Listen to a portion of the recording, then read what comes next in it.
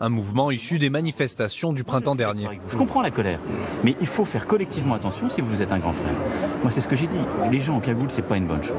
Ils ne sont pas cagoulés, nous. Vous n'êtes pas cagoulé, vous êtes face à moi. C'est pour ça que je vous parle. Vous auriez une cagoule, je ne vous parlerai pas. C'est quel point. Faut pas chercher à le cacher. Parce que si on raconte des histoires, on n'est pas crédible. Les gens se disent, mais ils parlent de choses qui n'existent pas. Donc voilà la situation. Bon, on peut espérer reprendre le point. Et c'est clair que si la jeunesse se met en mouvement, ça y est, c'est parti. Mais c'est pas le cas. Un peu plus tard, l'Élysée met en ligne une vidéo sur les réseaux sociaux. En prenant soin de sous-titrer le dialogue, Emmanuel Macron reconnaît l'odeur du cannabis lors d'une de ses conversations avec des jeunes. J'ai encore dîné là. Et voilà. Et ça va pas vous aider à bien travailler à l'école. Vous voyez ce que je veux dire? M. Macron préfère aller dans des quartiers où pullule le trafic de drogue en rigolant parce qu'ils sentent des odeurs de cannabis. Ça le fait rire. Eh bien, je peux vous dire que les Guyanais, ça ne les fait pas rire et qu'ils attendaient de la fermeté, un plan de développement pour l'outre-mer et il n'y a rien. Ce moment-là qu'on a vu effectivement le président avec des jeunes, c'est quoi? C'est une faute qu'il a commise? Enfin, est-ce que vous imaginez que le trafic de drogue est un des problèmes majeurs de la Guyane et lui, ça le fait rire? Le gouvernement revoit sa copie de l'admission post-bac.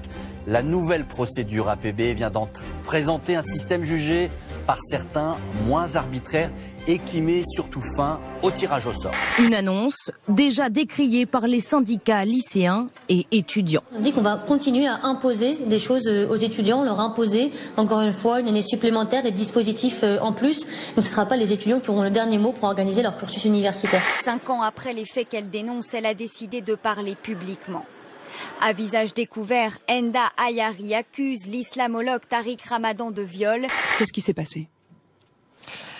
Alors, ce qui s'est passé, c'est que j'ai été victime d'une grave agression sexuelle, d'un viol, dans une chambre d'hôtel en 2012 par cette personne que j'ai citée le 20 octobre. Vous avez du mal à prononcer son nom ?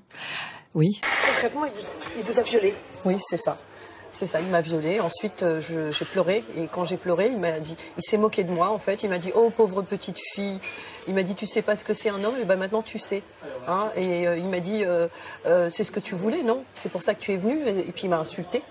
Prostrée, terrorisée, Enda Ayari n'osera ni s'enfuir, ni porter plainte le lendemain matin et les jours qui ont suivi. Injoignable depuis plusieurs jours, Tariq Ramadan a porté plainte pour dénonciation calomnieuse. Sur ce réseau social, il évoque une cabale. Depuis plusieurs jours, j'ai été la cible d'une campagne de calomnie. Le droit doit maintenant parler. Mon avocat est en charge de ce dossier. Je suis serein et déterminé. Et c'est dans ce contexte tendu que la Cinémathèque française ouvre aujourd'hui sa rétrospective consacrée à Roman Polanski, le cinéaste accusé de viol depuis 40 ans sur une petite fille de 13 ans qui nie ce viol. Depuis l'affaire Weinstein, il y a aussi 2 nouvelles accusations de femmes, accusations d'agression sexuelle qui remontent aux années 70.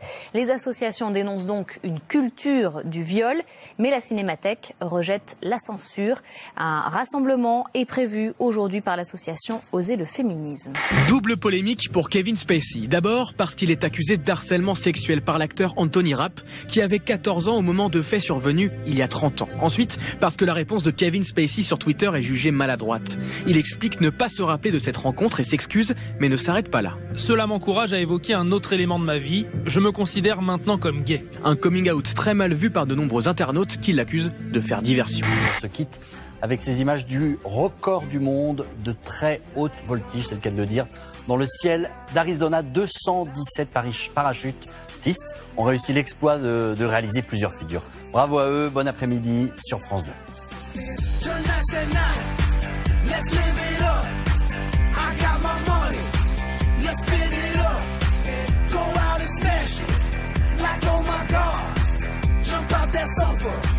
Let's kick it off.